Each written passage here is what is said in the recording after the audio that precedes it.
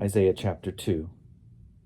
The word that Isaiah, son of Amoz, saw concerning Judah and Jerusalem. In days to come, the mountain of the Lord's house shall be established as the highest of the mountains, and shall be raised above the hills. All the nations shall stream to it.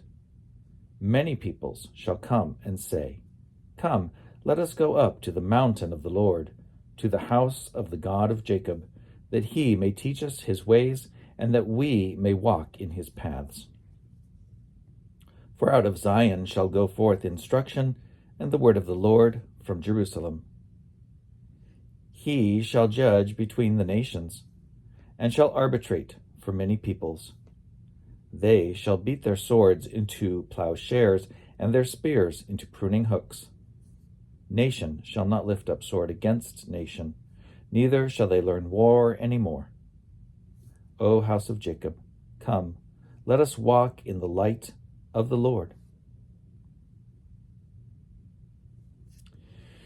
You have forsaken your people, the house of Jacob, for they are full of diviners from the east and of soothsayers like the Philistines, and they clasp hands with foreigners.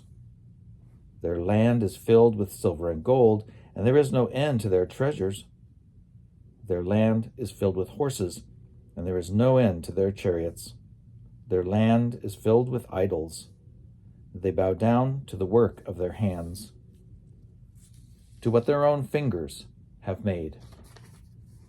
And so people are humbled, and everyone is brought low. Do not forgive them.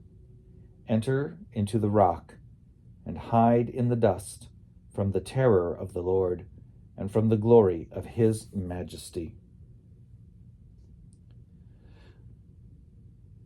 The haughty eyes of people shall be brought low, and the pride of everyone shall be humbled, and the Lord alone will be exalted on that day.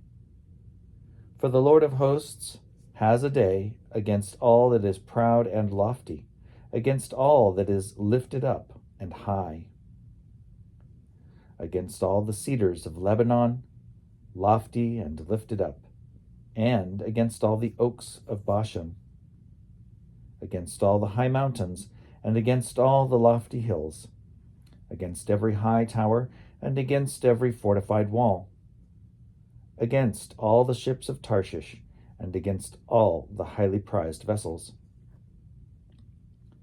The haughtiness of people shall be humbled, and the pride of everyone shall be brought low, and the Lord alone will be exalted on that day.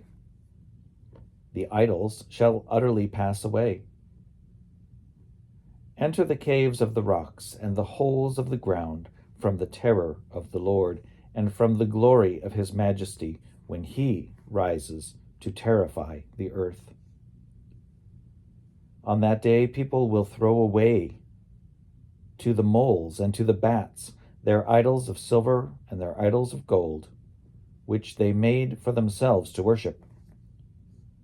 To enter the caverns of the rocks and the clefts in the crags, from the terror of the Lord, and from the glory of his majesty, when he rises to terrify the earth.